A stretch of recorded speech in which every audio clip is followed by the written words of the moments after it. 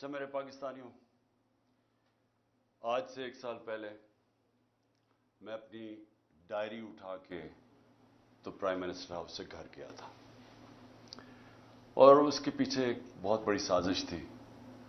سازش کچھ سال پہلے سے شروع ہوئی۔ میں ایک سربراہ کو مل رہا تھا مڈل ایسٹ سے، تو اس نے مجھے کہا کہ تمہیں پتہ ہے کہ تمہیں ہٹانے کی کوشش کر رہی ہے، اور جو تمہارا آرمی چیف ہے وہ تمہارے سے خوش نہیں ہے۔ تو میں بڑا حیران ہوا، میں تو سمجھا ہم ایک پیج پہ ہیں اور ہمیں تو کوئی سوچ بھی نہیں سکتا تھا۔ تو میں نے اس کو کہا تم کیا باتیں کر رہے ہو؟ مجھے کہ کانفرنس پہ ملا، تو جب ہم نے ریورس انجینئرنگ کی،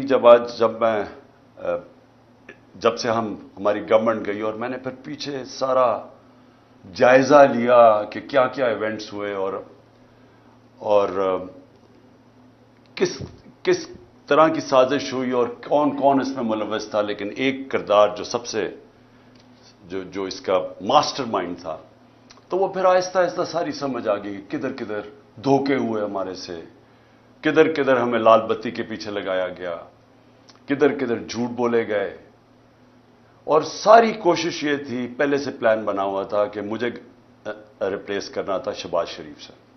شہباز شریف سے انڈرسٹینڈنگ ہو چکی تھی جنرل باجوہ کی، اور ان کے کیسز ختم کروائے، اس کو سزا ملنے والی تھی۔ ایف آئی اے کیس میں 16 ارب کا کیس، اور پھر نیب کا 8 ارب کا وہ جو فیک اکاؤنٹس کا کیس تھا، تو سزا ہونے والی تھی۔ تو کیسے پھر اس کو پورا بچایا بھی گیا اور پھر اس کو لایا بھی گیا۔ اور پھر جو ہم سمجھتے تھے کہ امریکہ سے سازش شروع ہوئی ہے، شروع وہاں سے نہیں ہوئی، شروع ادھر سے ہوئی تھی۔ انہوں نے حسین حقانی کو ہمارے گورنمنٹ نے ہائر کروایا گیا، میرے خلاف پروپیگنڈا کیا گیا، اور اس نے کہا کہ کیسے جنرل باجوہ کتنے اچھے ہیں اور پرو امریکہ ہے، اور عمران خان اینٹی امریکہ ہے، اور پھر ادھر سے وہ سائفر آیا۔ تو یہ خیر ہمیں بعد میں ساری چیزیں سامنے آ گئی۔ اب تو واضح ہے کہ یہ پہلے سے سازش تھی، اور اس کے اندر پھر باقی سارے ملتے گئے، یہ سارے پی ڈی ایم کے لوگ، یہ سب شامل تھے بعد میں۔ آج کا ہمارا ایک ہم نے وائٹ پیپر نکالا ہے، اس کا مقصد صرف یہ ہے بتانے کے لیے کہ 1 سال میں ہوا کیا پاکستان سے، پاکستان 1 سال پہلے کھڑا کدھر تھا اور آج کدھر پہنچ گیا۔ تو میں یہ چاہتا تھا کہ آج اپنی قوم کے سامنے موٹی موٹی چیزیں رکھوں، کہ ایک بند کمرے میں تھوڑے سے لوگوں نے مل کے فیصلہ کر کے آج جدھر پاکستان کو پہنچا دیا ہے، تو قوم کو کم از کم پتہ چلے کہ قوم سے ہوا کیا ہے۔ سب سے پہلے جیسے اور پاکستان کھڑا کدھر، 10 سال پہلے کدھر کھڑا تھا؟ ایک تو اکنامک سروے میں آپ ساری چیزیں دیکھ سکتے ہیں، جو پاکستان کی جو ہر سال معیشت کے اوپر جو ایک سروے چھپتی ہے، اس میں یہ سب چیزیں آ جائیں گی۔ لیکن جو موٹی موٹی چیزیں یہ ہیں کہ ایک اکانومی جو بینکرپٹ تھی 2018 میں، سب سے بڑا بیرونی خسارہ تھا، کرنٹ اکاؤنٹ ڈیفیسٹ تقریباً 20 ارب ڈالر کا۔ یہ پاکستان کی تاریخ کا ہمیں سب سے بڑا خسارہ ملا تھا، اور ریزروز تھے کوئی 8 ارب ڈالر کے رہ گئے، تو روپے پہ پریشر تھا۔ اس مشکل وقت پہ گورنمنٹ ملی، پہلے سال سٹیبلائز کی، دوسرے 2 سال کرونا سے ہمیں ڈیل کرنا پڑا۔ اب کرونا یہ یاد رکھیں کہ دنیا میں جو اس نے تباہی مچائی ہے، دنیا کی اکانومیز میں تباہی مچائی ہے، یہ کبھی سب کے سامنے ہے۔ یہ آپ بڑے آرام سے دیکھ سکتے ہیں کہ منفی میں چلی گئی گروتھ ریٹ، ہندوستان 7% پہ آگے بڑھ رہا تھا، وہ منفی میں چلا گیا۔ تو پاکستان نے جس طرح کرونا کا مقابلہ کیا، دنیا نے اکنالج کیا، دنیا کے world economic forum, economist magazine, ہر فورم کے اندر، ورلڈ ہیلتھ آرگنائزیشن نے اکنالج کیا کہ پاکستان ان چند ملکوں میں تھا، ٹاپ 3 ملکوں میں، جنہوں نے سب سے بہتر طریقے سے اتنا بڑا ایک کرائسس تھا اس کو سنبھالا۔ میں یہ صرف سوچ رہا ہوں کہ جو ان کی 1 سال کی کارکردگی ہے، اگر یہ خدا نہ خواستہ ہوتے تب تو انہوں نے کیا کرنا تھا؟ انہوں نے جو ملک سے ابھی کیا ہے، سوچیں ابھی تو کرائسس تو ان کو کوئی ملا ہی نہیں ہے، کرائسس تو سارے ہمیں ملے تھے، کیونکہ کورونا کا کرائسس ہم نے ڈیل کیا. انہوں نے جو بینکرپٹ کر کے گئے وہ ہم نے اکانومی کھڑی کی. تو اگر یہ وہاں ہوتے تو انہوں نے سب سے پہلے تو لاک ڈاؤن لگا دینا تھا. ان کی سٹیٹمنٹس آ کے بند کر دو پاکستان کو.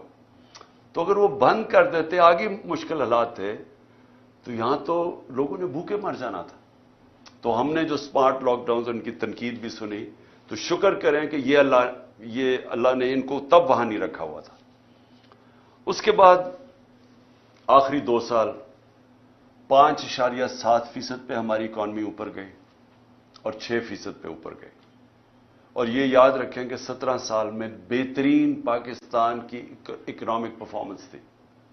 ہمیں پرابلمز آ رہے تھے. پرابلمز کیا تھا کہ دنیا میں کرونا کی سپلائی سائڈ کی رکاوٹ کی وجہ سے جو اوپر گئی، وہ جس کو کہتے ہیں کموڈٹی سپر سائیکل، انرجی کی قیمتیں اوپر چلی گئیں، گیس کی سب سے زیادہ، تیل کی، کوئلے کی، سب اوپر چلی گئی. اور اس کی وجہ سے ساری دنیا کے اندر مہنگائی آئی. تو ہم بھی مہنگائی سے ڈیل کر رہے تھے. ہمیں مسلسل انہوں نے کہا کہ مہنگائی میں ملک تباہ ہو گیا. لیکن یاد رکھیں کہ سب سے بڑا جو چیز مہنگائی کرتی ہے وہ تیل ہے.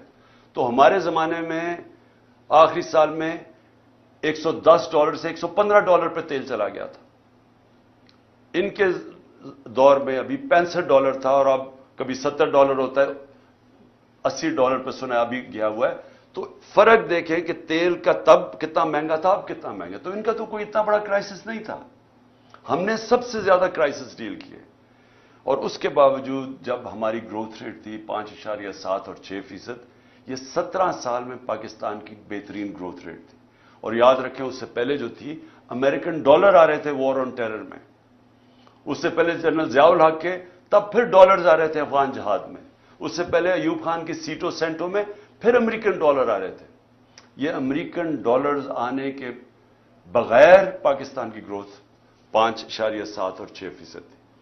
جو ہم نے تیل کی قیمتیں، پٹرول اور ڈیزل کی قیمت نیچے رکھی، وہ کیوں رکھی تھی؟ کیونکہ ہم سمجھ رہے تھے کہ ببل ہے، یہ تھوڑی دیر کے نیچے آ جائے گا، لیکن ہماری اکانومی اتنا اونچ نیچ نہیں دے سکتی، اس لیے ہم نے سبسڈائز کی.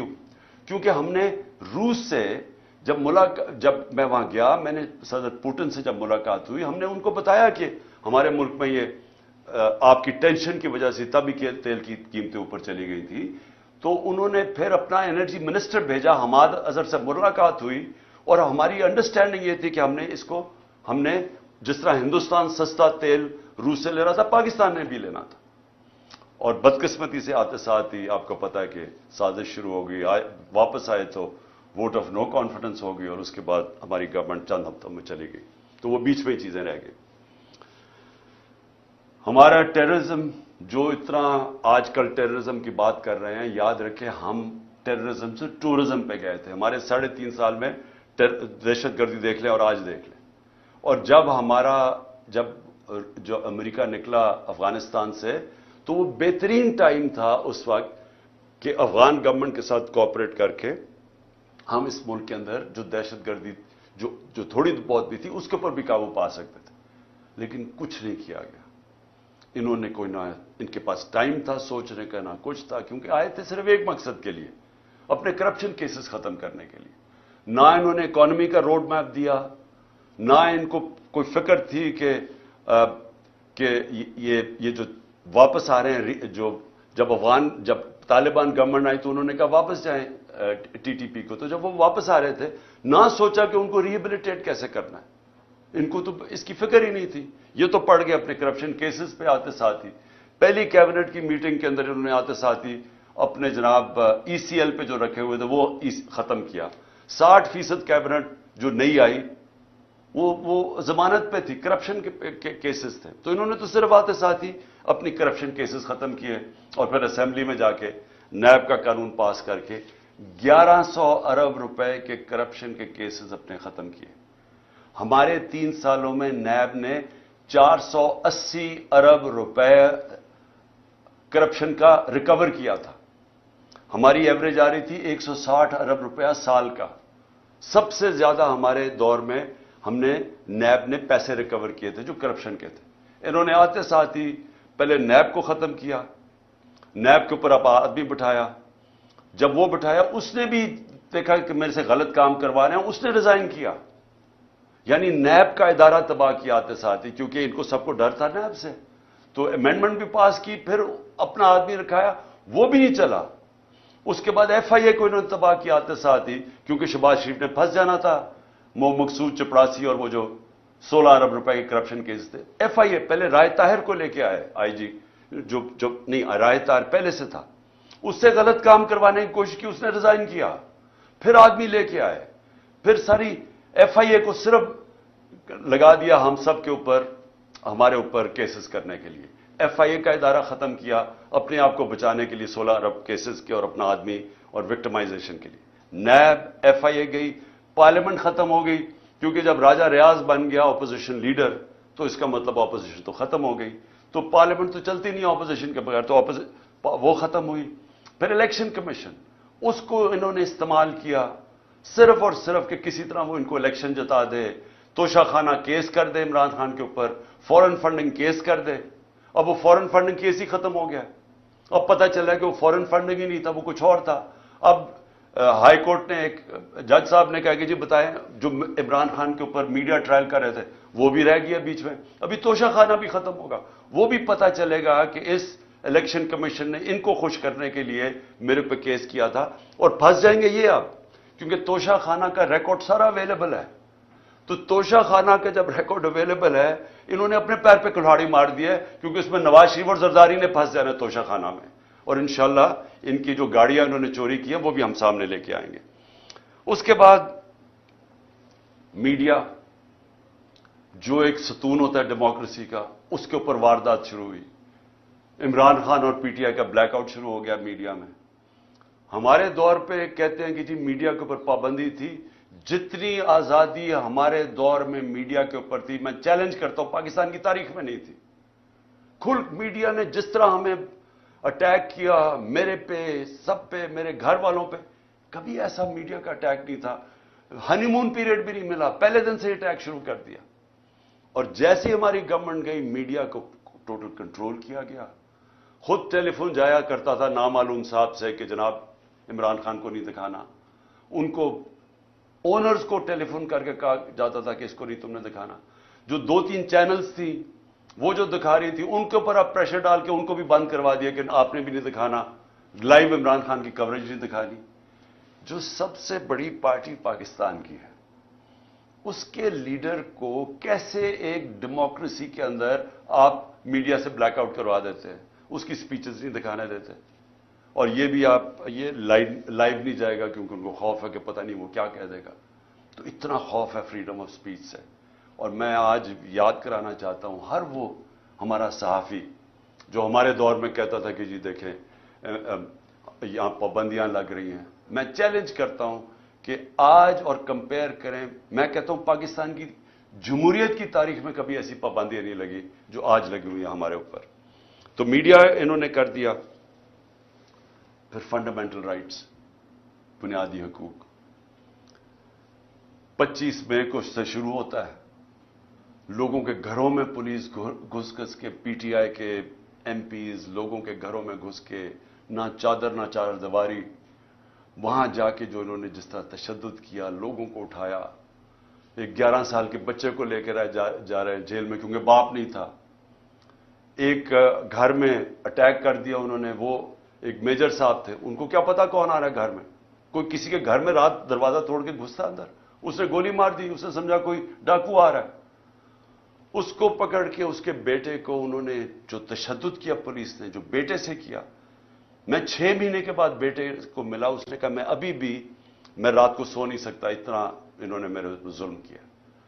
اس کے بعد 25 مئی کو جو عورتیں بچوں کے اوپر انہوں نے وہاں دیکھ رہے ہیں کہ فیملیز آئی ہوئی ہیں. تحریک انصاف کی کیسے یہ کہہ سکتے ہیں کہ ہم کسی بھی انتشار کے اندر ہم ملوث ہوں؟ کیونکہ جو پارٹی الیکشن چاہتی ہے وہ انتشار کیوں چاہے گی؟ ہم تو پہلے دن سے کہہ رہے ہیں کہ پاکستان کے مسئلے الیکشن میں، وہ انتشار کیوں چاہے گی؟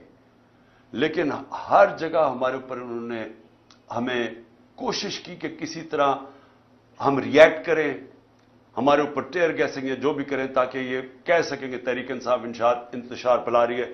تاکہ اور کیسز بنائیں اور کسی طرح الیکشن نہ ہو ملک میں کہ جی فضا نہیں ہے، سیکیورٹی سچویشن نہیں ہے. تو ہمارے پاس تب سے شروع ہوئے. پھر اس کے بعد ہر جگہ اور بنتے گئے، کیسز بنتے گئے. میرے اوپر آج 144 کیس بن چکے ہیں. میرے اور علی امین کے اوپر، دونوں کے اوپر انہوں نے غداری کا کیس بنا دیا. میرے اوپر غداری کا کیس یہ ہے کہ جناب میں نے اپنی کئی تقریر میں، کوئی ایک میجسٹریٹ کہہ رہا ہے کہ میں اتوار کو آفس تھا جب کوئی ہونا نہیں چاہیے تھا. میں نے اور میرے سٹاف نے دیکھا کہ عمران خان نے کوئی ایسی توہین کر دی ہے ادارے کی، کیونکہ میں نے ڈرٹی ہیری کا ہے اور میں نے سائیکوپیتھ کا ہے. اس کے اوپر میرے اوپر غداری کا پرچہ کر دیا. میں آج جو یہ کر رہے ہیں، میں ان سے سوال پوچھتا ہوں کہ آپ کو پتہ ہے کہ آپ پاکستان کو کتنا نقصان پہنچا رہے ہیں ان چیزوں سے؟ ساری دنیا میں یہ جب جاتا ہے کہ آپ نے ڈرٹی ہیری اور سائیکوپیتھ اس نے تقریر میں کہنے کی وجہ سے ایک غداری کا پرچہ کر دیا جائے ایکس پرائم منسٹر پہ. اس کا پتہ ہے پاکستان کو نقصان کتنا ہے؟ کیونکہ دنیا مذاق اڑا رہی ہے پاکستان کا، ہمیں بنانا ریپبلک سمجھ رہی ہے. 144 پرچے، جس میں 40 دہشت گردی کے پرچے میرے اوپر ہیں. یہ ساری دنیا، باہر کی چینلز ساری انٹرسٹ ہے، یہ ساری چیزوں کی رپورٹنگ ہوتی ہے. تو کس کا آج پاکستان کا کیا امیج باہر جا رہا ہے کہ پاکستان کے اندر بنانا ریپبلک ہے؟ یا کوئی قانون ہی نہیں ہے، کوئی بنیادی حقوق کی حفاظت ہی نہیں ہے، جمہوریت ہی نہیں ہے. اور سارے ہمارے ایک وقت پہ 3100 ہمارے کارکنوں کو پکڑ کے جیلوں میں ڈال دیا. ایک طرف الیکشن اناؤنس ہوا ایک طرف ورکرز کو پکڑ کے جیلوں میں ڈال رہے ہیں. اس کے بعد سوشل میڈیا کے لوگوں کو اٹھا رہے ہیں، اغوا کر رہے ہیں، وہ غائب ہو جاتے ہیں. ہمارا اظہر ماشوانی غائب ہو گیا 7-8 دنوں کے لیے، پتہ ہی نہیں کدھر گیا. ساری فیملی، گھر والے میرے سے پوچھ رہے ہیں. پوری طرح اس ملک کو سمجھنا چاہیے کہ جب یہ مسنگ پرسن ہوتا ہے، یہ جو بلوچستان میں روتے ہیں لوگ، یہ جو کراچی میں لوگ کہتے ہیں کہ یہ اٹھا کے لے گا کسی کو، اس گھر کے اوپر کیا گزرتی ہے جب آپ کسی کو اٹھا کے اغوا کر لیتے ہیں. اور پھر اعظم سواتی سے جب اس کو ٹارچر کیا جاتا ہے، اس کو کسٹوڈیل، پہلے تو اس کو بچوں کے سامنے، اس کے پوتے اور پوتیوں کے سامنے مارتے ہیں آ کے 3 بجے گھر میں گھس کے، پھر اس کو اٹھا کے لے جا کے ننگا کر کے ٹارچر کرتے ہیں 75 سال کے آدمی کو. اس کے اندر اتنا غصہ ہے آج، کیونکہ جب آپ کسی سے اس طرح ذلیل کرتے ہیں، آئین کا جو آرٹیکل 14 ہے جو رائٹ ٹو ڈگنیٹی دیتا ہے، ہمیں ہماری عزت نفس کی حفاظت کرتا ہے، جب آپ اس کو ننگا کر کے ایک ٹویٹ کے اوپر کہ اس نے باجوہ کو کہہ دیا کہ NRO 2 آپ نے دیا ہے، اس کے اوپر اس کو ننگا کر کے اس کو تشدد کرو، سوچو کہ اس کا کیا امپیکٹ گیا، ہماری پارٹی پہ کیا امپیکٹ گیا. اور سب کو پتا کون اس کے پیچھے تھا. پولیس نہیں تھی، نامعلوم افراد نے یہ کیا. گل سے یہی کیا. شہباز گل کو بھی اٹھا کے لے کے گئے، 2 دن رکھا، تشدد کیا اس کو. ایک یونیورسٹی کا پروفیسر ہے، اس کو پکڑ کے انہوں نے تشدد کیا.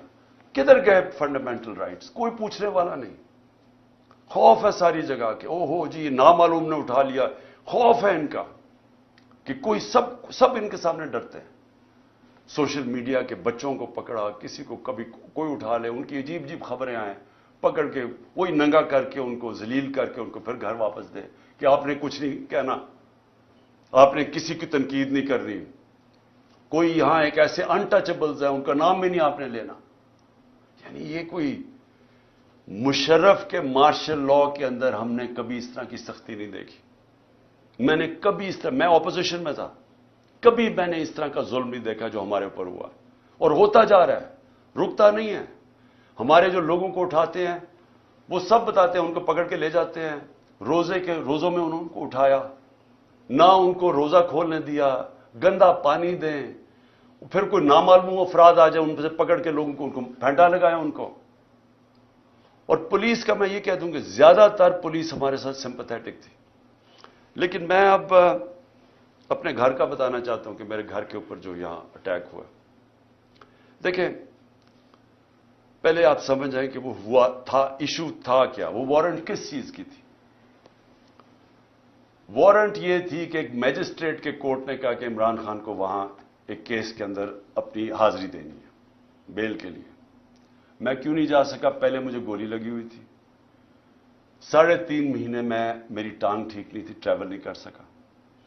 اس کے بعد میں نے ساری عدالتوں میں، ہائی کورٹ اسلام آباد جانا شروع کیا. اس عدالت میں اس لیے نہیں جا سکا کیونکہ وہ کچہری میں، ایف8 کچہری میں جدھر وہ عدالت ہے ادھر 2 دفعہ دہشت گردی کے حملے ہوئے ہیں. ججز اور وکیل وہاں مر چکے ہیں اس میں. اس لیے ہماری سیکیورٹی، کیونکہ گورنمنٹ کا کام ہے مجھے سیکیورٹی دینا، یہ دے نہیں رہے. انہوں نے جو پرائم منسٹر کی بھی سیکیورٹی تھی، ایکس پرائم منسٹر، وہ بھی ہٹا لی ہے، اور اس جگہ کے اوپر سیکیورٹی تھی نہیں. تو ان سے وکیلوں نے درخواست کیا میجسٹریٹ کو کہ وہ آپ دوسرے عدالت میں چلے جائیں تو ہم آ جائیں گے. اس کے اوپر اس نے میری وارنٹ نکال دی. وارنٹ نکلی تھی بنی گالا کے لیے، لے کے آنا تھی، اور انسپیکٹر نے وارنٹ لے کے آنا تھا. وہ ڈی آئی جی وہ بنی گالا کی وارنٹ لے کے یہاں جاتا ہے، اس کا پروسیجر ہی بالکل غلط ہے. پہلے تو وارنٹ یہ تھی کہ عدالت میں آنا تھا 18 کو، وہ میں ویسے ہی جا رہا تھا عدالت میں. لیکن وہ وارنٹ یہ 3-4 دن پہلے آ گئے یہاں کہ جی آپ کو ہم نے اریسٹ کرنا ہے. بالکل غلط تھا، غیر قانونی تھا. اس کے بعد انہوں نے جب یہاں پولیس فوج جمع کر دی، جس طرح کہ دنیا کا سب سے بڑا دہشت گرد یہاں چھپا ہوا ہے 3 طرف سے پولیس. تو شام کو میں نے وکیل کے ذریعے اشتیاق خان جو پریزیڈنٹ ہے لاہور بار ہائی کورٹ کا، اس نے میں نے ایشورٹی بانڈ دیا کہ میں پہنچ رہا ہوں وہاں 18 کو، اور جب وہ ایشورٹی بانڈ مل جائے قانون کے مطابق اریسٹ نہیں کر سکتے. وہ سی پی او وہ لیتا ہی نہیں ہے بانڈ، کیونکہ نیت کچھ اور تھی. نیت کیا تھی یہ ذرا میں آپ سب کو بتا دوں. نیت ان کی یہ تھی کہ 2 قسم کے ان کے سامنے ماڈل تھے جو میرے اوپر آزمائے. پہلے تھا سلمان تاثیر کا قتل. وہ دینی انتہا پسند ہیں جو وزیر آباد جس کے نام پہ انہوں نے یہ پلان کر کے کیا ہوا تھا. پہلے انہوں نے ایک کیمپین چلائی کہ عمران نے توہین مذہب کر دی ہے. میں نے تب پبلک میں کہا کہ یہ اب سلمان تاثیر ٹائپ قتل کرائیں گے میرا دینی انتہا پسند سے، اور وہی ہوا. وہ اس نے میرے پہ واردات کی وزیر آباد میں. اس کے بعد کور اپ کیا گیا. پہلے تو میری ایف آئی آر نہیں رجسٹر کی. مجھے پتا تھا وہ کون 3 لوگ ہیں جو پیچھے تھے، کیونکہ میں تو پہلے سے کہہ رہا تھا کہ یہ میرے اوپر واردات ہونی ہے.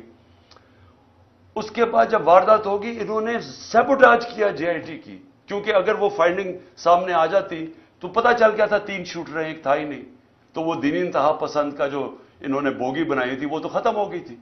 تو انہوں نے وہ سیبوٹاج کی. کون تھے پیچھے؟ وہ طاقتور جو سارے پاکستان میں وہ طاقتور جو فیصلہ کرتا وہی ہوتا ہے، وہ پیچھے تھے. اس کے بعد اگلا پلان بنتا ہے یہ جو میرے گھر پہ یہ اٹیک، یہ دوسرا ماڈل تھا مرتضی بھٹو ٹائپ قتل، کہ انہوں نے اٹیک کرنا تھا، یہاں ہو رہا ہے، اور اسی کے اندر جناب عمران خان کو قتل ہو گیا. تو وہ مرتضی بھٹو کا ماڈل تھا.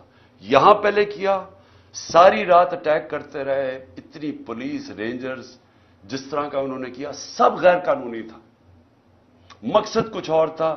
مقصد یا قتل کرنے کا تھا، یا پھر اٹھا کے جیل کے اندر کوئی زہر دے دینی تھی، جو کہ ان کا وہ جس طرح 4 وہ مرے ہیں ہارٹ اٹیک سے شہباز شریف کے گواہی، وہ دوسرا وہ ماڈل تھا. اس کے بعد میں جاتا ہوں اسلام آباد، ادھر دوسرا پلان، پھر مرتضی بھٹو پلان بنا ہوا تھا. اندر پہلے انہوں نے مجھے اکیلا کرنا تھا، اندر جانا تھا، وہاں رینجرز پولیس بھرے ہوئے تھے، نامعلوم افراد. تو وہ تو شکر ہے ہمارے اندر جو وکیل تھے ان کو بھی مارا، شبلی فراز کو مارا وہاں. اور اس نے جلدی سے انہوں نے آ کے بتایا کہ یہاں نہ ہو، یہاں تو ٹریپ ہے، ڈیتھ ٹریپ ہے. وہ اللہ نے وہاں سے بچایا. تو یہ سارا پلان بنا ہوا تھا عمران خان کو راستے سے ہٹانا. وہ کیونکہ 37 میں سے 30 بائی الیکشن ہم جیت چکے تھے. پاکستانی قوم ہمارے ساتھ کھڑی ہو گئی تھی. ڈر ان کو الیکشن سے لگ چکا تھا. الیکشن سے یہ بھاگ رہے تھے، اور اس الیکشن سے بھاگنے کے لیے ان کو ڈر یہ تھا کہ اگر اس کو جیل میں بھی ڈالتے ہیں تو اس کی پاپولیرٹی اوپر چلی جائے گی، لہٰذا اس کو قتل کرو، راستے سے ہٹاؤ. تو یہ جو 144 کیسز ہیں یہ سارا اسی کی کڑی ہے. پھر اسی دور میں میڈیا کا کیا، یعنی جو بنیادی حقوق تو تباہ کر دیے انہوں نے. جو ابھی علی امین کو پکڑا، علی امین کو کس طرح پکڑا؟ اس کو پولیس، اس کا جو ڈی پی او پکڑنے آیا، اس نے سٹیٹمنٹ دی کہ جو بھی ہو جائے میں نے اس کو پکڑ کے لے کے جانا ہے، عدالت بھی نہ اسے جانے دے. یعنی ایسا کہ ٹارگٹ کر کے جو مین لوگ ہیں عمران خان کے ساتھ، ان کو پکڑ کے جیلوں میں ڈالنا ہے. اگر عمران خان نہیں تو مین لوگوں کو جیلوں میں ڈالو. اچھا، اس کے بعد معاشیت. اب ذرا معیشت کیا تھی؟ میں نے شروع میں آپ کو بتایا کہ اکانومی گرو کر رہی تھی. انڈسٹری 17 سال میں لارج سکیل مینوفیکچرنگ انڈسٹری 10% کی ریٹ پہ گرو کر رہی تھی، 10% پہ، جو کہ بڑی انڈسٹری ہوتی ہے جس سے سب سے زیادہ روزگار ملتا ہے. 3 سال میں 55 لاکھ لوگوں کو مزید روزگار ملا. یہ بھی ورلڈ بینک کی ہے. اور ہمارا جو زراعت ہے وہ 4.5% پہ گرو کر رہی تھی. 2 سال مسلسل بمپر کراپس ہوئی. کیوں؟ کیونکہ ہم نے پیسہ، گنا کا جو فصل تھی اس کا پورا پیسہ دینے دیا. ہم نے شوگر مل مافیا کو، جو بیچارے کسان کو کے اوپر ظلم کرتے ہیں، اس کے حق مارتے ہیں، ہم نے ان کو ٹائم پہ پیسے دلوائے، پوری قیمت دلوائے. انہوں نے پیسہ اپنی زمینوں پہ لگایا. تو سب سے زیادہ پیسہ زراعت میں گیا ہمارے دور میں، اور اس کی وجہ سے انہوں نے، ہماری فصلیں بھی زبردست ہوئی، زراعت بھی بڑھ رہی تھی، انڈسٹری بھی بڑھ رہی تھی. آئی ٹی کی ایکسپورٹس جو مستقبل ہے 75% 2 سالوں میں بڑھی. تو ملک تو صحیح راستے پہ جا رہا تھا، ریکارڈ ہماری ٹیکس کلیکشن ہو رہی تھی. تو اب کیا حالات ہیں معیشت کے؟ 6% سے ورلڈ بینک کے مطابق 0.4% پہ گروتھ ریٹ نیچے چلی گئی. اس سے ورلڈ بینک کی رپورٹ ہے کہ 40 لاکھ لوگ غربت کی لکیر سے نیچے چلے گئے. مہنگائی جس کے اوپر سارا شور مچا ہوا تھا ہمارے دور میں، یاد رکھیں کہ ہمارے دور میں جو مہنگائی کی اصل وجہ تھی وہ تیل تھی. تیل ہمارے دور میں 110 سے $115 بیرل پہ کیا تھا. یہ نیچے آ کے $65 سے آپ کوئی $80 کے بیچ میں ہے. تو اس دور کے اندر ہماری مہنگائی تھی، جو انفلیشن تھی، وہ 12% تھی. ان کے دور میں وہ پہنچ گئی تقریباً 35%. اور جو کھانے پینے کی چیزیں ہیں وہ 1 سال میں 50% بڑھی ہیں. آپ جو چیز عام آدمی کو سب سے افیکٹ کرتی ہے وہ ہے آٹا. آٹے کا 20 کلو کا بیگ اگر آج آپ دیکھیں، اور ہمارے مقابلے میں ہمارا تھا 1140 روپے کا، آج وہ بیگ پہنچ گیا ہے 2800 روپے کا. تو جو عام آدمی ہے، جو اب آٹے کی لائنیں دیکھ رہی ہیں اور لوگ دیکھ رہے ہیں بیچارے آٹا لیتے ہوئے، جو 20 سے زیادہ لوگ مر چکے ہیں. جو بنیادی چیز ہے، پہلے بے روزگاری بھی بڑھ گئی، ویسے کھانے پینے کی چیزیں 50% بڑھ گئی، اور اس کے اوپر آٹا جو بنیادی چیز ہے اس کی قیمت دگنی سے زیادہ ہو گئی. اس کا مطلب یہ کہ لوگوں کے اس وقت سب سے برے حالات ہیں، اور یہ بڑھتے جا رہے ہیں. مہنگائی بڑھتی جا رہی ہے کیونکہ رک تو نہیں رہی. روپیہ 100 روپے سے زیادہ ڈالر مہنگا ہو چکا ہے. روپیہ 100 روپیہ گر چکا ہے. اور پھر سے میں یاد کرا دوں کہ جو باہر بیٹھے ہوئے ہیں، جو لنڈن میں بیٹھے ہوئے ہیں، جن کی اربوں ڈالرز کی پراپرٹیز ہیں، جن کے ڈالر میں پیسے ہیں، ان میں اضافہ ہو گیا 100 روپیہ.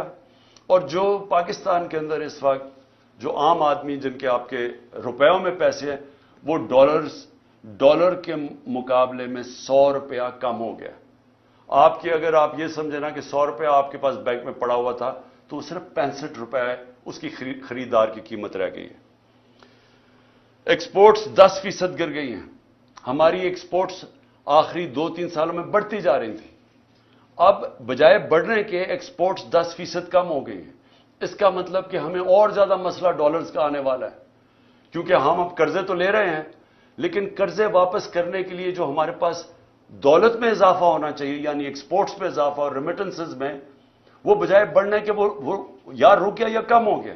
تو ڈالرز تو کم آ رہے ہیں اور قرضے بڑھتے جا رہے ہیں. اور انڈسٹری جو سب سے خطرناک ہے پاکستان میں، کہ آپ کی دولت میں اضافہ انڈسٹریلائزیشن سے ہوتا ہے. جو ہماری انڈسٹری بڑھتی جا رہی تھی, جو لارج سکیل مینوفیکچرنگ 10% بڑھ رہی تھی, وہ آج 50% انڈسٹری بند ہو چکی ہے. اور جو آج انڈسٹری کا حال ہے, اس کا اب ڈائریکٹ امپیکٹ پڑ رہا ہے. جس طرح میں نے کہا, ہمارے دور میں یہ صرف سال پہلے فیصل آباد میں پوچھیں, ان کو ٹیکسٹائل انڈسٹری کا اسکلڈ ورکر نہیں مل رہا تھا, مزدور نہیں مل رہا تھا. اور آج آپ دیکھ لیں کہ ٹیکسٹائل انڈسٹری کے حالات کیا ہیں.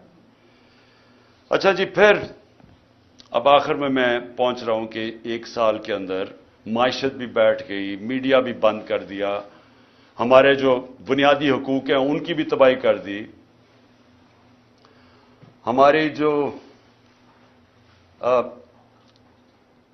ہماری جو ٹیررزم ہے پاکستان میں, جو ٹورزم کی طرف چلے گئے تھے, باہر کی برٹش ایئرویز, باہر کی airline, Virgin Atlantic airlines آنی شروع ہو گئی تھی پاکستان میں, کرکٹ ٹیمز آنی شروع ہو گئی تھی, وہ آج پھر دہشت گردی بڑھتی جا رہی ہے. کیونکہ امن تھا تو یہ سب آ رہے تھے, تو ان کے دور میں دہشت گردی بڑھتی جا رہی ہے.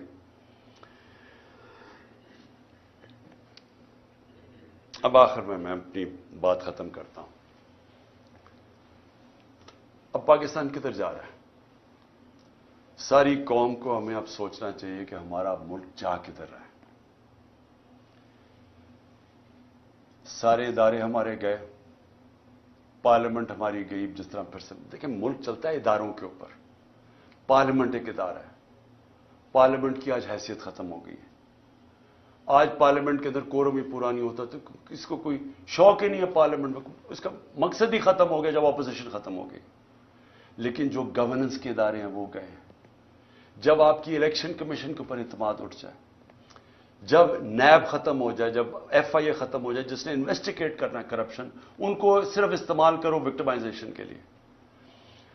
کیئر ٹیکر گورنمنٹ, اب کیئر ٹیکر گورنمنٹ بھی ایک ادارہ ہے. وہ کیئر ٹیکر گورنمنٹس بنی اس لیے تھی کہ یہ نیوٹرل ہوں گی, تاکہ نیوٹرل گورنمنٹ نیوٹرل امپائر بنیں گی الیکشنز کروانے کے لیے. یہ اس لیے بنی تھی. یہ جو کیئر ٹیکر گورنمنٹ بنی ہے, کوئی تصور کر سکتا ہے اس طرح کے لوگوں کو کوئی نیوٹرل کہہ سکتا ہے؟ 3100 کارکنوں کو پکڑ کے جیل میں ڈال دیں, میرے گھر پہ حملہ کر دیں. میں جاتا ہوں اسلام آباد, پیچھے میری بیوی اکیلی گھر پہ, وہ پورا دعویٰ بول دیتے ہیں, مارتے ہیں ان کو, نوکروں کو مارتے ہیں, خنسامے کو لے جاتے ہیں. اچھا, خنسامے سے سوال کیا پوچھتے ہیں یہ نامعلوم افراد؟ یہ بھی سن لیں کہ جی عمران خان کے جو گھر پہ جو کمرے میں اس کے شیشے لگے ہوئے ہیں, اس خنسامے سے پوچھ رہے ہیں کیا وہ بم پروف ہیں یا بلٹ پروف ہیں. پھر اس سے پوچھ رہے ہیں کہ جناب کتنا راستہ ہے کچن سے عمران خان کے بیڈ روم کی طرف. یہ خنسامے سے سوالات پوچھ رہے ہیں. وہ اور ہے کہ وہ کھاتا کیا ہے, تاکہ وہ زہر دینے کے لیے پتہ چل جائے کھاتا کیا ہے. یہ ہمارے ملک کے حالات ہیں. وہ بیچارے خنسامے کو مار مار کے وہاں پہلے لے جاتے ہیں. اب یہ سوال پوچھ رہے ہیں اس سے, اور اس بیچارے غریب آدمی کو پھر اپنا ایسٹ بنانے کی کوشش کر رہے ہیں کہ تاکہ آگے سے جاسوسی کریں ان کی. پہلے بھی میرے جو اسلام آباد کے جب میں پرائم منسٹر تھا, وہ دونوں میرے جو نوکر تھے, میرے جو گھر میں کام کرتے تھے, ان دونوں کو پے رولز پہ رکھ لیا نامعلوم افراد نے. ان سے بھی یہ پوچھتا ہے کھانا کیا کھاتا ہے. یہ سوچیں, یہ ملک کے حالات ہیں کہ کیا اگر مارنے کی آپ نے کوشش کر رہی ہے تو کوئی عقل سے ہی کر لیں, کسی تھوڑی سی عقل ہی استعمال کر لیں. اس طرح بھونڈے طریقے سے کھلے عام کبھی وہ پورا گھر پہ دعویٰ بول دیتے ہیں, وہاں ادھر کر دیتے ہیں, یا پھر زہر کی, اچھا جی کھانا کیا کھا رہا ہے, اور پھر گھر کا جی بلٹ پروف ہے یا بم پروف ہے اس کا کمرہ. تو میں آج آخر میں یہ پوچھنا چاہتا ہوں کہ ہم جا کدھر رہے ہیں. ادارے جب ایک ملک کے ختم ہو جاتے ہیں, ملک ختم ہو جاتا ہے. ملک چلتا ہے اداروں کے اوپر, آپ کی بیوروکریسی کے اوپر, آپ کا جوڈیشل سسٹم کے اوپر. وہ ادارے جو گورننس کے ادارے ہیں, پولیس کا ادارہ ہے, پولیس سے یہ کام کروانے جا رہے ہیں. اچھا, پولیس ہمیں خود آپ آ کے کہتی ہے جی یہ بڑا غلط کر رہے ہیں, ہم نہیں کر رہے, ہمیں پیچھے سے حکم ہے. اب یہ پیچھے سے نامعلوم افراد بیٹھے ہوئے ہیں, وہ پیچھے سے ان سے کام کروا رہے ہیں. پولیس والے اب کہتے ہیں. وہ جب ہمارے لوگ جیل میں گئے, انہوں نے کہا جی پولیس نہیں کرتی تھی, وہ بعد میں نامعلوم افراد آتے تھے شلوار قمیض میں, وہ آ کے ان کے اوپر تشدد کرتے تھے. یہ ہے آج پاکستان کا حال. اور کس کو یہ اوپر رکھ رہے ہیں؟ اس ملک کے نامور ڈاکوؤں کو, جن کی سارے پراپرٹیز باہر پڑی ہیں, جن کا پیسہ باہر پڑا ہے, 30 سال سے منی لانڈرنگ کر کے باہر پیسہ لے کے جا رہے ہیں, ان کو بچانے کے لیے ملک کے ادارے بھی ختم کیے جا رہے ہیں, سارے انسانوں کے بنیادی حقوق ختم کیے جا رہے ہیں, سارے اداروں پہ پریشر ڈال رہے ہیں کہ کسی طرح ہم ان کو قبول کر لیں اور کرش کرنے کی کوشش کر رہے ہیں تحریک انصاف کو. ایسے پولیٹیکل پارٹیز کرش نہیں ہوتی. میں یہ آج ساروں کو پیغام دے رہا ہوں, یہ صرف اور صرف ہم ملک کو نقصان پہنچا رہے ہیں. فاطمہ جناح کا جب الیکشن ہوا ایوب خان سے, تو یہ حربے استعمال کیے گئے اس کو ہرانے کے لیے. اس کا کیا ہوا نقصان؟ ادھر سے شروع ہوا ایسٹ پاکستان کی علیحدگی. مجیب الرحمان ان کے ساتھ تھے, فاطمہ جناح کے ساتھ. ایسٹ پاکستان نے فاطمہ جناح کو ووٹ دیا تھا. یہاں حربے استعمال کر کے اس کو ہرایا گیا. کیا نتیجہ ہوا اس کا؟ ملک ٹوٹ گیا, کیونکہ وہی مجیب الرحمان آخر میں الیکشن سویپ کر گیا, کیونکہ انہوں نے کہا یہاں تو جمہوریت ہی نہیں ہے, یہاں تو ہماری آواز ہی نہیں ہے. اور جب وہ الیکشن جیت گیا, election free and fair election وہ جیت گیا, 1970 کا الیکشن سب سمجھتے ہیں فری اینڈ فیئر. وہ جب جیت گیا اس کی مینڈیٹ ہی مانگنا, ملک ٹوٹ گیا. اب وہی حربے پھر استعمال کیے جا رہے ہیں کہ جو سب سے بڑی جماعت ہے اس کے ڈر سے کہ وہ الیکشن نہ جیت جائے, سارے پاکستان کا نظام کا بیڑا غرق کر رہے ہیں. ہر وہ ادارہ ختم کر رہے ہیں کہ کسی طرح ان کو جتا دے, چوروں کو, ان کو کسی طرح یا الیکشن ہونا یا یہ جیتے نا. یہ جو اب سپریم کورٹ سے ہو رہا ہے, میں سوال یہ پوچھتا ہوں کہ میں نے آئین دیکھ کے, وکیلوں کو کنسلٹ کر کے, آئین کے مطابق میں نے اپنی گورنمنٹ جب ڈیزالو کی, اور اس لیے کہ ہم کام نہیں کر سکتے تھے اور ہم یہ سمجھتے تھے کہ الیکشن ایک ہی راستہ ہے, اور ابھی میں سمجھتا ہوں کہ الیکشن کے بغیر کوئی دوسرا راستہ نہیں ہے. ہم اپنی گورنمنٹ ڈیزالو کرتے ہیں, ادھر سے پتہ چلتا ہے جی وہ اور ایشو اٹھ جاتا ہے کہ جی وہ 100 موٹو یا نہیں 100 موٹو. بھی 100 موٹو میں تو ہماری گورنمنٹ گئی تھی 1 سال پہلے, 100 موٹو میں تو گئی تھی, یہی ججز تھے, تب وہ ٹھیک تھا. اب وہ 100 موٹو لیتے تو اب کہتے جی وہ بجائے یہ فیصلہ کریں جی 90 دن کے اندر الیکشن ہونے چاہیے یا نہیں, کیا آئین کیا کہتا ہے؟ تو آئین تو واضح ہے. بجائے اس کے اوپر بات کرنے کہ کبھی کوئی جی آپس میں ججز کو تقسیم کروا دو, ان کی آپس میں انتشار کروا دو, ملک کا بیڑا غرق کروا دو, کسی طرح الیکشن نہ ہو. وہ باہر بیٹھا ہوا جو ہے, اور یہ زرداری, میں بتاؤں ان کا پاکستان میں انٹرسٹ کیا. میں پھر سے پوچھتا ہوں, چھٹیاں باہر, جب اقتدار سے نکلتے ہیں پھر باہر بھاگ جاتے ہیں, بڑے بڑے محلوں میں وہاں رہ رہے ہیں, شاپنگ باہر ہے, سرجریز باہر ہیں, سب کچھ باہر ہے, بزنسز باہر ہیں. اس کے بچے 2 باہر کہتے ہیں پاکستان نیشنل ہی نہیں ہے. 3 دفعہ پرائم منسٹر کے بیٹے کہتے ہیں پاکستان نیشنل اس لیے نہیں ہے, یہ جواب ہی نہیں دے سکتے کہ اربوں روپے کی پراپرٹیز کدھر سے آئیں ان کے پاس. اور وہ بیٹھ کے فیصلے کر رہے ہیں پاکستان پہ, اور وہ فیصلہ کر رہے ہیں لنڈن پلان کے تحت کہ کیونکہ میں الیکشن نہیں جیت سکتا اس لیے الیکشن نہ کرواؤ اور پی ٹی آئی کو کرش کرو. اور وہ کہہ رہے ہیں کہ میں یہ جو میری اگریمنٹ ہے وہ پوری کرو. اور اس میں یہ چل رہا ہے, ملک کا بیڑا غرق ہو رہا ہے, اکانومی بیٹھ رہی, کوئی فکر نہیں ہے کہ ملک کی معیشت تباہ ہو رہی ہے. نہ پاکستان, 80% پاکستان کا بزنس مین کہتا ہے کہ ہمیں اس گورنمنٹ پہ اعتماد ہی نہیں ہے, لیکن پھر ان کو بٹھایا ہوا نہیں جی وہ تو ابھی اکتوبر میں نہیں آ گیا, الیکشن اور آگے جا رہے ہیں, جب تک یہ جیتیں گے نہیں. جب تک غلط فہمی یہ ہے کہ کہیں یہ لوگ تھوڑی دیر کے بعد شاید ان کو اچھا سمجھنا شروع ہو جائے. وہ کیسے اچھا سمجھیں گے؟ کون سی چیز کریں گے کہ ملک کو اس دلدل سے نکالیں گے؟ ان کے پاس تو راستہ ہی کوئی نہیں. آپ اور ان کے لیے ملک کے آئین کو بھی نقصان پہنچانے کی کوشش ہو رہی ہے, عدلیہ کو بھی تقسیم کرنے کی, ادارے بھی ختم, فنڈامنٹل رائٹس بھی ختم, ہمارے اوپر بھی 144 کیسز. اور پھر سے میں کہتا ہوں کہ ملک کا مذاق اڑا ساری دنیا میں, ساری دنیا میں پاکستان. اب کیا مجھے یہ بتائیں, جب یہ کہے گئے گورنمنٹ کہے گی کہ ہم سپریم کورٹ کا فیصلہ نہیں مانتے, تو کس انویسٹر نے پاکستان میں آنا ہے؟ جب آپ ایک انویسٹر کو جب پاکستان کی جسٹس سسٹم میں اعتماد ہی نہیں ہے, وہ کون اپنا پیسہ لے کے آئے گا پاکستان میں؟ پاکستانی اپنا پیسہ باہر لے کے جا رہے ہیں, وہ جا کے باہر انویسٹ کر رہے ہیں. اور پھر جس ملک کے اندر اگر یہ چیزیں وہ سنیں کہ ایک ایکس پرائم منسٹر کو غداری میں اس لیے اس کے اوپر کیس کر دیا کیونکہ اس نے ڈرٹی ہیری اور وہ سائیکوپیتھ لکھ دیا ہے. دنیا مذاق اڑائے گی. اس کو بنانا ریپبلک کہتے ہیں. بنانا ریپبلکس میں انویسٹمنٹ نہیں آتی. بنانا ریپبلکس میں سے سارے ان کے لوگ پیسے چوری کر کے باہر بھیج دیتے ہیں, منی لانڈرنگ کرتے ہیں. وہاں ساری جگہ شریف اور زرداری بیٹھے ہوئے ہیں. اس لیے میں آج آخر میں یہ بات کہتا ہوں کہ جو ملک ہمارا ایک سال میں جہاں آج پہنچا ہے, کوئی سوال پوچھے گا اس آدمی سے جس نے کہا جی عمران خان بڑا خطرناک ہے اس لیے میں نے فیصلہ کیا, اور اس لیے اس نے فیصلہ نہیں کیا, اس نے فیصلہ اور وجوہات سے کیا تھا. وہ ایکسٹینشن اس کا بہت بڑا وجہ تھی. وہ اپنی ایکسٹینشن چاہتا تھا. شہباز شریف نے اسے شیورٹی دی ہوئی تھی. وہ اور بات ہے کہ نواز شریف اڑ گیا. پلان سارا ایکسٹینشن کا تھا. یہ سارا ڈرامہ اس کے لیے ہوا ہے, ذات کے لیے ہوا ہے. یہ ملک کو آج پہنچایا صرف اپنے ذاتی مفادات کے لیے, اور پوری سازش اس کے لیے کی گئی تھی. تو آج کوئی پوچھے گا اس کو کہ جدھر آج پاکستان ہے 9 لاکھ لوگ ہمارے پروفیشنل ملک چھوڑ کے چلے گئے ہیں یہ پچھلے چند مہینے میں. امید چلی گئی ہے پاکستان سے. شوکت خانم سے 4 ہمارے کنسلٹنٹس چھوڑ گئے ہیں. یاد رکھیں کہ جو کینسر کے ڈاکٹرز ہوتے ہیں دنیا میں ان کی ڈیمانڈ ہوتی ہے. بڑی مشکل سے ہم ان کو لے کے آتے ہیں پاکستان, کیونکہ ایک کہیں معمولی سا بھی جو آنکولوجسٹ ہوتا ہے کینسر کا ڈاکٹر, اس کی معمولی سے کہ بھی وہ تنخواہ ہوتی ہے جو ہم پاکستان میں نہیں دے سکتے, تو مشکل سے ان کو لے کے آئے. تو یہ جو حالات دیکھ کے 4 ہمارے ڈاکٹر چھوڑ کے چلے گئے, مایوس ہو گئے ہیں.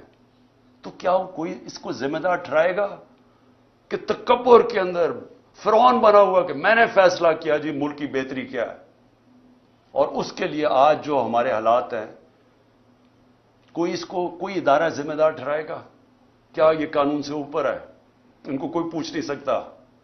حمود الرحمان رپورٹ 25 سال کے بعد جو ملک ٹوٹ گیا تھا ہندوستان میں چھپی تھی, پاکستان نہیں آئی تھی, کیونکہ وہ یہ سمجھتے ہی نہیں ہیں کہ جب تک ایک معاشرے میں تنقید نہیں ہوتی معاشرہ آگے نہیں بڑھ سکتا. جو ساری ڈکٹیٹرشپس دنیا میں فیل ہوئی ہیں ان کی سب سے بڑی وجہ ہے کہ ڈکٹیٹرشپس کے اندر تنقید نہیں ہوتی. جب تنقید نہیں ہوتی معاشرہ سکڑ جاتا ہے. یہ جو جمہوریت کی خوبی ہے یہ کہ وہ تنقید ہوتی ہے اور تنقید سے اپنی صلاحت کرتا ہے معاشرہ. یہاں جب تک ہم یہ سمجھیں گے کہ جی وہ ایک سپر کنگ تھا, وہ جو مرضی فیصلہ کرے, ذمہ دار کسی اور کو ٹھہراؤ, اور وہ آرام سے کسی باہر والے ملک میں اچھی ہوائیں لیتا پھرے, کبھی بھی ملک آگے نہیں بڑھے گا. اور آج خاص طور پہ پاکستان کی اس برے وقت میں جو سب سے خوشائن چیز وہ یہ کہ پہلی دفعہ میں نے 1 سال میں جو چیز چینج دیکھا ہے کہ ہماری عوام جاگ گئی ہے, ایک شعور آ گیا ہے. ہمارا نوجوان سوشل میڈیا کی وجہ سے اور یہ 1 سال کی کیمپین میں وہ نوجوان ایک ایشو سمجھ گیا, بچے سمجھ گئے ایشوز, اسکول کے بچے, وہ شعور ہے جو کبھی پہلے بڑوں میں نہیں تھا. اور اس سے بھی بڑی چیز کہ ہماری خواتین گھروں کے اندر انقلاب آ گیا. میں سمجھتا ہوں کہ یہ سب سے خوشائن چیز ہے جب ایک قوم جاگ جاتی ہے اور جب اس کو سمجھ آ جاتی ہے حقیقی آزادی کیا ہے. حقیقی آزادی انصاف سے آتی ہے. جب ایک معاشرے میں آپ کے بنیادی حقوق کی حفاظت کرتا ہے آپ کے عدالتوں کا نظام, وہ لوگ آزاد ہو جاتے ہیں. وہ اس کو لیول پلینگ فیلڈ کہتے ہیں. وہ معاشری ترقی کرتے ہیں. تو اس وقت لوگ سب سمجھ بیٹھے ہیں کہ ہمیں آزادی چاہیے, ہم بنیادی حقوق چاہیے, ہمیں انصاف چاہیے. ہمیں یہ جو کلاس ہے قانون کے اوپر بیٹھی ہوئی ہم اس کو تسلیم نہیں کرتے. یہ جو چھوٹے سے لوگ ہیں جو ملک کے فیصلے کرتے ہیں, چوری کریں تو NRO مل جاتا ہے, قانون توڑیں تو اپنی FIR, ex prime minister FIR نہیں درج کروا سکتا کیونکہ وہ خاص کوئی آدمی تھا جس نے جو مرضی کرے تو اس کو ہمارا قانون کا نظام نہیں پکڑ سکتا. یہ ہے ظلم پاکستان کا, اور یہ جب تک چینج نہیں ہوگا ملک کا کوئی مستقبل نہیں ہے. جب تک ہم اس ملک میں رول آف لا نہیں لے کے آتے. 1 سال کا ہمارا تجربہ یہ ہمیں بتاتا ہے کہ رول آف لا جس معاشرے میں نہیں ہے اس میں تباہی ہے. اور 1 سال میں جو قتل ہوا ہے وہ رول آف لا قتل ہوا ہے. ان چوروں کو اوپر بٹھانے کے لیے اس ملک کے اوپر جو ظلم ہوا ہے وہ یہ ہوا ہے کہ ان کے لیے ایک اور قانون بن گیا, इनकी सारी चोरियां माफ हो गई हैं। वो एक खातून फिरी जाती है, वो खुले आम अदलिया को बुरा भला कह रही है, जजेस को बुरा भला कह रही है, वो कोई नहीं पकड़ सकता उसको, क्योंकि वो उसको उस कैटेगरी में रख दिया है, वो कानून से ऊपर है। वो चोरी भी करे, आज तक नहीं बता सके कि लंदन में अरबों रुपए की प्रॉपर्टीज किधर से आई हैं, वो नहीं बता रहे। वो सिर्फ ये कह रहे हैं किसी की जुर्रत कैसे पड़ी कि हमें सवाल भी पूछ लिया। वो ये ऊपर ये खास लोग हैं, बाकी लोगों के पास हुकूक ही नहीं है। और जब मर्जी जेल में पकड़ो, रात को उठा लो, घरों में घुस जाओ, 3 बजे उठा लो। एक एक्स प्राइम मिनिस्टर घर 26 घंटे हमला किया गैर कानूनी तौर पे, सिर्फ उसको या उसे कत्ल करना था और या पकड़ के जेल में डालना था, और कोई कानूनी हैसियत नहीं थी उसकी। आप तमाशा देख रहे हैं, सारी दुनिया तमाशा देख रही है। तो हमारी जो जंग है हकीकी आजादी की है, और मैं समझता हूं कि क्योंकि कौम जाग चुकी है, ये जो भी करेंगे, अदलिया के ऊपर हमले करेंगे, कौम अदलिया के साथ खड़ी है। पाकिस्तान की वकला कम्युनिटी को खड़ा होना पड़ेगा अदलिया के साथ, क्योंकि अगर आइन गया तो कौम खत्म। और दूसरी चीज कि ये जो कर रहे हैं हमारे जो लोगों को पकड़ है, अली मीन को जो पकड़ा है, जो केसेस कर रहे हैं, लोगों को जेलों में डाल रहे हैं, मैं आखिर में ये कहना चाहता हूं कि मेरी कौम तैयार हो जाए कि अगर इनका ख्याल है कि हम चुप करके एक, या तो उन्होंने इलेक्शन नहीं करवाने, तब भी हमें सड़कों पर निकलना पड़ेगा, और अगर इन्होंने, और पुरअमन तरीके से, और अगर इन्होंने इलेक्शन करवाए और ये सबको अंदर बंद कर दिया, सारों को जेलों में डाल दिया, कारकुनों को जेलों में डाल दिया, कैंडिडेट्स को हरासा किया, ताकि हमारे हाथ बांध के अगर हम इलेक्शन लड़ें, और इनका ख्याल है कि हम चुप करके बैठे रहेंगे, फिर हमें सड़कों पर निकलना पड़ेगा। और मैं अपनी कौम को यह कहना चाहता हूं, हम हर चीज के लिए तैयार होना चाहिए। और हम अगले दिनों में हम देखेंगे किस तरह जा रहा है। अगर हमने देखा कि ये इसी तरह ही या इलेक्शन से भाग रहे हैं, क्योंकि इलेक्शन से तो भाग रहे हैं, अगर इन्होंने भागने की कोशिश की अदलिया को तकसीम करके, और या फिर इन्होंने हमारे ऊपर इसी तरह के हरबे इस्तेमाल किए, हम सब सड़कों पे होंगे। पाकिस्तान जिंदाबाद।